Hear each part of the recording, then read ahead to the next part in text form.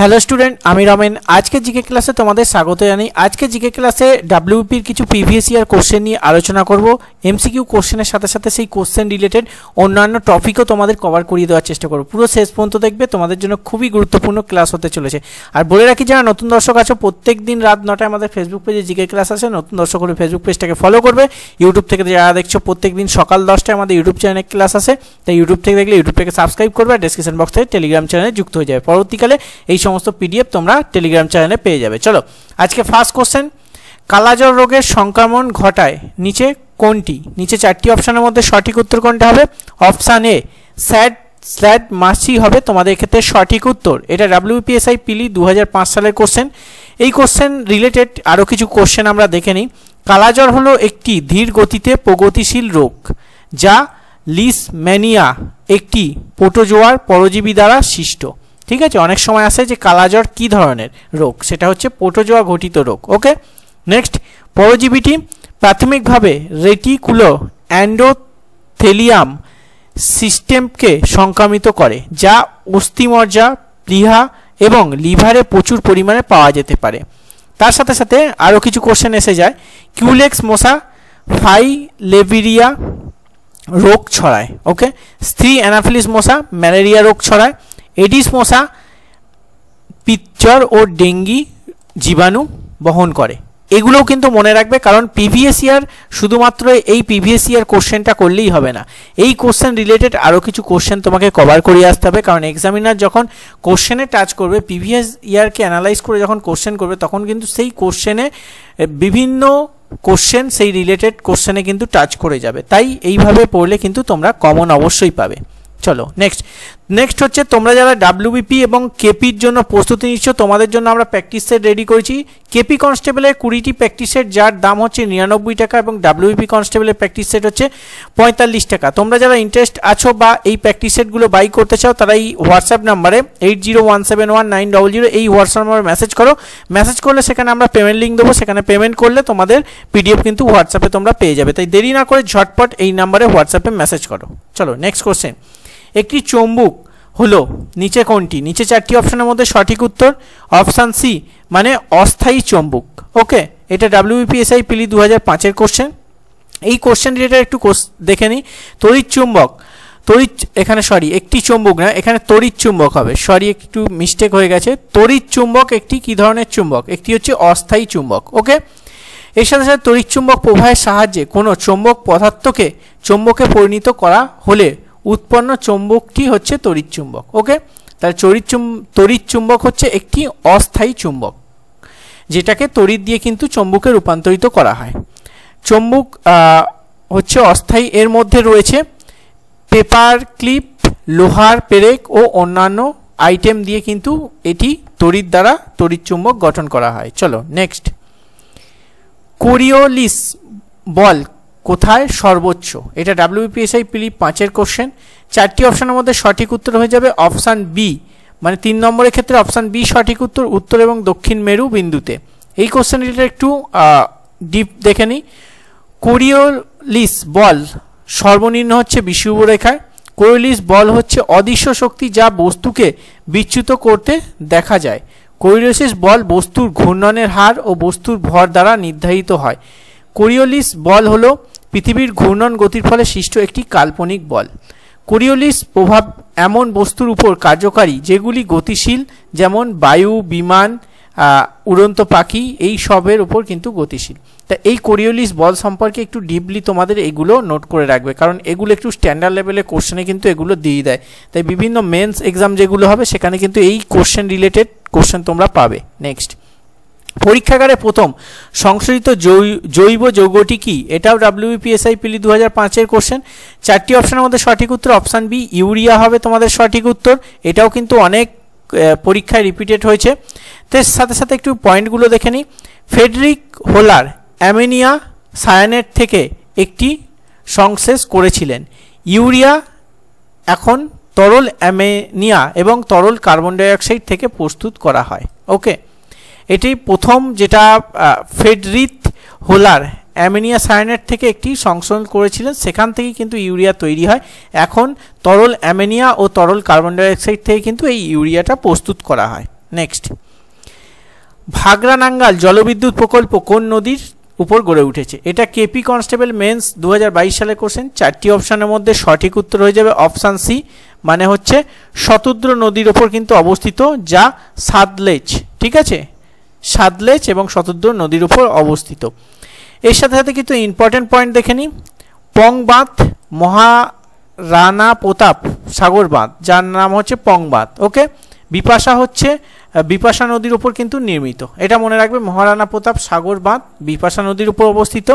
এটা কিন্তু তোমাদের পাঞ্জাব সিভিল 2015 কিন্তু কোশ্চেন, পাঞ্জাবে এসেছিল।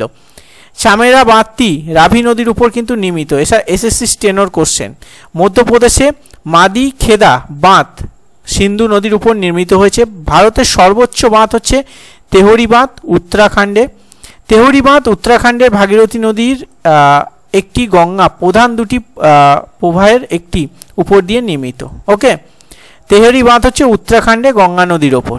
ওকে, উত্তরাখণ্ডে ভাগীরথী নদীর ওপর, এটা মনে রাখবে। চলো নেক্সট, কোটা শহরটি ভারতের কোন রাজ্যে অবস্থিত?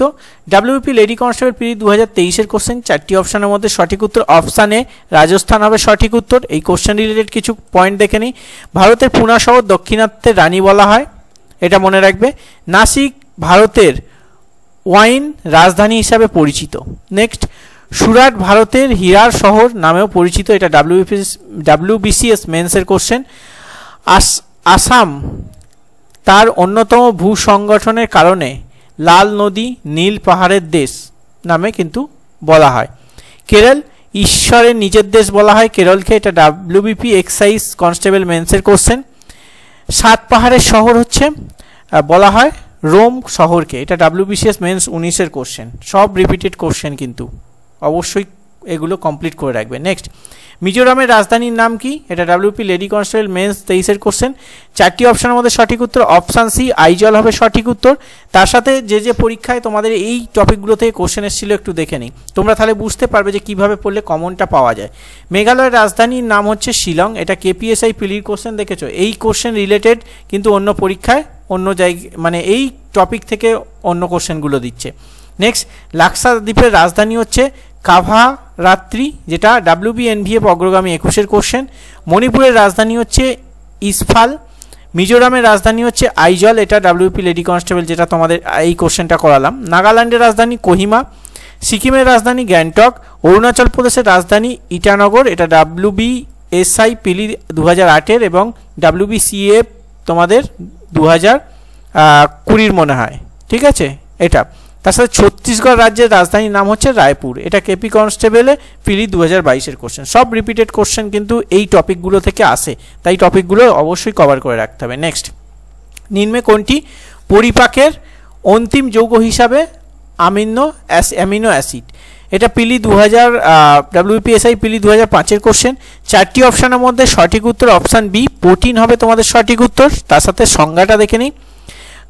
কার্বন, হাইড্রোজেন, অক্সিজেন ও নাইট্রোজেন সন্নিশ্চিত যে যৌগ অ্যামিনো অ্যাসিড উৎপন্ন করে তাকে প্রোটিন বলা হয়। প্রোটিন তাহলে কাকে বলা হয় এখান থেকে আমরা জানতে পারলাম। প্রোটিনের বৈশিষ্ট্য জানতে হবে। Protein carbon, hydrogen, oxygen, nitrogen সমন্বিত গঠিত। তাহলে প্রোটিন কী দ্বারা গঠিত এখান থেকে আমরা জানতে পারলাম। প্রোটিনের একক হলো অ্যামাইনো অ্যাসিড। ওকে, প্রোটিওলাইটিক উৎসেচক দ্বারা বিশিষ্ট হয়। ওকে, এখান থেকে কিন্তু এই টপিকগুলো পড়ে রাখলে তোমরা কমন 100% পাবে, যে কোনো পরীক্ষা দিতে, রাজ্য বলো কেন্দ্র বলো সমস্ত পরীক্ষায়। নেক্সট, জলে কিছু লবণ মেশানো হলো, নতুন দ্রবণের ফুটনাঙ্ক কি হবে? এটা ডাব্লিউবিএসআই পিলি 5 কোশ্চেন। 4টি অপশানের মধ্যে সঠিক উত্তর অপশানে বৃদ্ধি হবে। ওকে, নেক্সট দেখে নিই কিছু পয়েন্ট। স্বাভাবিক বায়ুমণ্ডলীয় চাপে যেই তাপমাত্রা একটি তরল ফোঁটা শুরু হয় সেটিকে বলা হয় ফুটনাঙ্ক। মানে একটি নির্দিষ্ট তাপমাত্রায় তরল যেখান থেকে ফোটা শুরু হয় তাকে কিন্তু ফুটনাঙ্ক বলে। 100 ডিগ্রি সেলসিয়াসের তাপমাত্রা হলো জলের ফুটনাঙ্ক। জলের ফুটনাঙ্ক 212 ডিগ্রি ফারেনহাইট, যদি ফারেনহাইট স্কেলে বলে 212 ডিগ্রি ফারেনহাইট, আর তোমাদের সেলসিয়াস স্কেলে বলে 100 ডিগ্রি সেলসিয়াস কিন্তু হবে। আর কেলভিন স্কেলে যদি বলে জলের ফুটনাঙ্ক 373 কেলভিন। ওকে, নেক্সট, পেনিসিলিন আবিষ্কার করেন কে? নিচে 4টি অপশনের মধ্যে সঠিক উত্তর কোনটা হবে? KP constable, main 22 question. এক্ষেত্রে 10 নম্বর ক্ষেত্রে সঠিক উত্তর অপশান ডি মানে আলেকজান্ডার ফ্লেমিং হবে সঠিক উত্তর। কিছু পয়েন্ট দেখে নিই। ডিডিটি আবিষ্কার করেন পল মুলার, এটা WBCS main 15 question. Telegraph code Samuel FB Morse, যেটা WBSI পিলি 13 সালের কোশ্চেন। বাইসাইকেল হচ্ছে কে? Macmillan, WBSI of excise 18 question. Television John Logie Baird, যেটা WP কনস্টেবল পিলি 18 question. Java James A Gosling, WBP ওয়ার্ডারের কোশ্চেন। কোবাল এর নির্মাতা হচ্ছে গেমস মারি হুপার। ওকে, টেলিফোনের আবিষ্কর্তা আলেকজান্ডার গ্রাহাম বেল, যেটা ওয়্যারলেস অপারেটর কিন্তু এসেছিল। এগুলো কিন্তু পড়ে রাখতে হবে, এখান থেকে কিন্তু প্রচুর কমন আসবে। খাতা পেন নিয়ে নোট করবে, আমি যখন ক্লাস করাবো এগুলো নোট করবে, শুধু পড়ে মুখস্থ হবে না, কারণ আমি এই টপিক নিয়ে ডিটেলিংয়ে ডেসক্রিপটিভই বলা যায় ক্লাসটা করিয়ে দিচ্ছি। এগুলো কিন্তু খুব একটা মনে থাকবে না রিভাইজ দিলে। চলো নেক্সট, ব্রাজিলের রাজধানী কোনটি? KP constable main 22 question. 4টি অপশনের মধ্যে সঠিক উত্তর অপশান এ ব্যাসিলিয়া হবে সঠিক উত্তর। তার সাথে কিছু ইম্পর্টেন্ট পয়েন্ট। ক্রোয়েশিয়ার রাজধানী হচ্ছে জাগ্রেস, এটা WP কনস্টেবল পিলি 18 কোশ্চেন। ভেনেজুয়েলার রাজধানী হচ্ছে ক্যারাকাস, এটা KPSI পিলি 21 কোশ্চেন। আফগানিস্তানের রাজধানী কাবুল, WBCEF এবং WWCDর কোশ্চেন। চিলির রাজধানী হচ্ছে সান্তিয়াগো। ওকে, এটা কিন্তু ইম্পর্টেন্ট, এই সান্তিয়াগোটা ইম্পর্টেন্ট আছে, কারণ এটা কিন্তু রিপিট একটা পরীক্ষায় আসেনি, তাই এই পরীক্ষায় আসার চান্স আছে। Next, Vikram Sarabhai space research centre কোথায় অবস্থিত? এটা WP লেডি কনস্টেবলের 23 পিলির কোশ্চেন। 4টি অপশনের মধ্যে সঠিক উত্তর অপশানে কেরালা হবে সঠিক উত্তর। কিছু important point. Bhabha atomic research centre মহারাষ্ট্রের রাজ্যে কিন্তু অবস্থিত, এটা WPSI পিলির 20 কোশ্চেন। সতীশ ধাওয়ান স্পেস সেন্টার শ্রীহরিকোটা অন্ধ্রপ্রদেশে অবস্থিত, এটা ঝাড়খণ্ড পুলিশের কোশ্চেন। শ্রীহরিকোটার উৎক্ষেপণ কেন্দ্রটি অবস্থিত অন্ধ্রপ্রদেশে, যেটা WPSI পিলির 13 কোশ্চেন।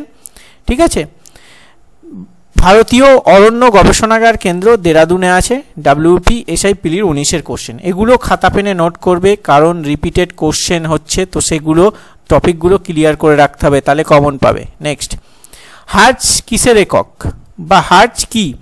4টি অপশনের মধ্যে কোনটা সঠিক উত্তর হবে? WPSI পিলি 5 question. এক্ষেত্রে তোমাদের সঠিক উত্তর অপশানে কম্পাঙ্কের একক হচ্ছে হার্জ। এবার একটু কিছু পয়েন্টগুলো দেখে নিই।